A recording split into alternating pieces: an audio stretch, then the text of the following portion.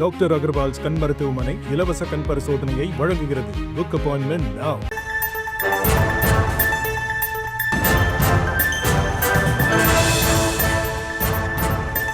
இந்து முன்னணி சார்பில் 3 நாட்கள் பிரதிஷ்டை செய்யப்பட்ட விநாயகர் சிலைகளை 400 போலீசார் பாதுகாப்புடன் ஊர்வலமாக கொண்டு செல்லப்படுகிறது.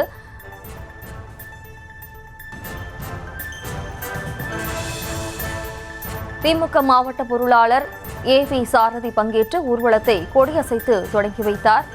இதுகுறித்தான கூடுதல் விவரங்களோடு இணைகிறார் நமது செய்தியாளர் அருளரசன். வணக்கம் அருளரசன். விவரம் நிச்சயமாக ஆற்காட்டில் இந்து முன்னணி சார்பாக 3 நாட்கள் பிரதிஷ்டை செய்யப்பட்ட விநாயகர் சிலைகளை 400 போலீசார் பாதுகாப்புடன் ஊர்வலமாக சென்று குளக்கரையில் கரைத்து நடவடிக்கை மேற்கொள்ளப்பட்டது.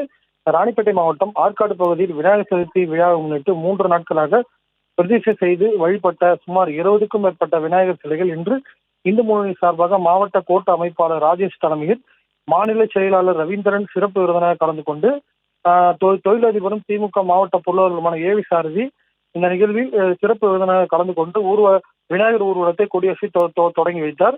முன்னதாக ஊர்வலம் ஆற்காடு வட்டாட்சியர் அலுவலகத்தில் இருந்து தொடங்கிய ஊர்வலம் கலவை ரோடு, பஜார் வீதி, வேலூர் மெயின் ரோடு, ஜீவனந்த நகர் ஆகிய முக்கிய சாலையின் வழியாக தாஜ்புரா பகுதிக்கு ஊர்வலம் கொண்டு சென்று அங்குள்ள குளத்தில் சிலைகள் அனைத்தும் கரைக்கப்பட்டது.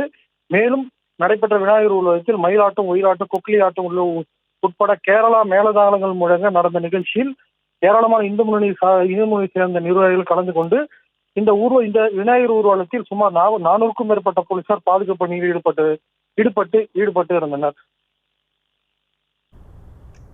டாக்டர் அகர்வால்ஸ் கண் மருத்துவமனை இலவச கண் பரிசோதனையை வழங்குகிறது. Book appointment now.